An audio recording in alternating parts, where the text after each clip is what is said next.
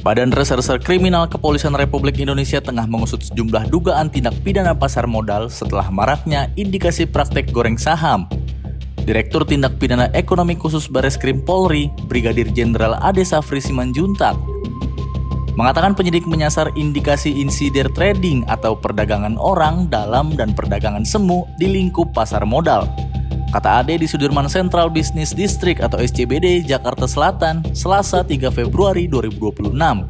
Adapun pengembangan perkara dilakukan pada kasus kejahatan pasar modal saat PT Multimakmur Lemindo Tbk melantai di bursa.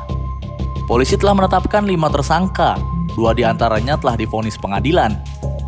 Selain itu, ada 2 perkara yang menjerat petinggi perusahaan manajemen aset PT Narada Asset Management dan PT Minapadi Asset Management atau MPAM. Dalam kasus PT Narada Asset Management, polisi telah menetapkan 2 tersangka.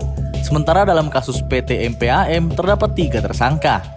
Direktur Pusat Studi Pasar Modal dan Hukum Sektor Keuangan Universitas Islam Indonesia, Indra Hadian, mengatakan istilah goreng saham atau saham gorengan sebenarnya tidak dikenal dalam terminologi hukum. Sebutan saham gorengan, kata dia, berkembang di masyarakat umum dan merujuk pada tindakan manipulasi. Undang-Undang Nomor 8 Tahun 1995 tentang pasar modal mengatur 3 jenis tindakan pidana khusus pasar modal. Ketiganya adalah penipuan, manipulasi pasar atau goreng saham, dan perdagangan orang dalam. Menurut Indah, manipulasi pasar berbentuk manipulasi terhadap perdagangan efek dan harga efek.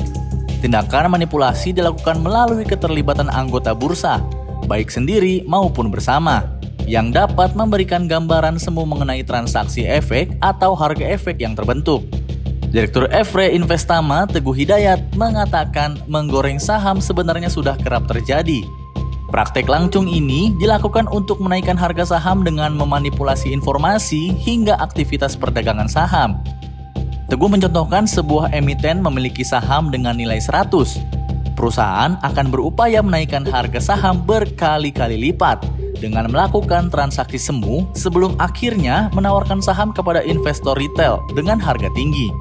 Pelaku bisa melakukan jual beli dengan rekening milik orang lain, padahal terafiliasi atau dikendalikan oleh dirinya.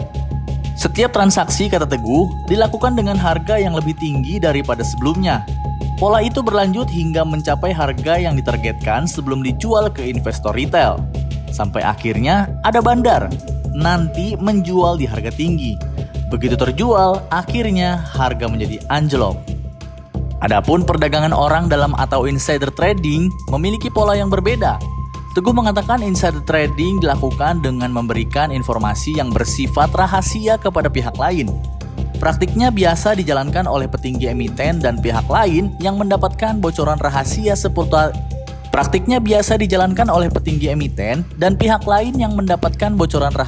seputar informasi material perusahaan yang belum terbuka untuk publik. Prinsipnya, kata Teguh, pelaku insider trading mengambil keuntungan dari ketidaktahuan orang lain.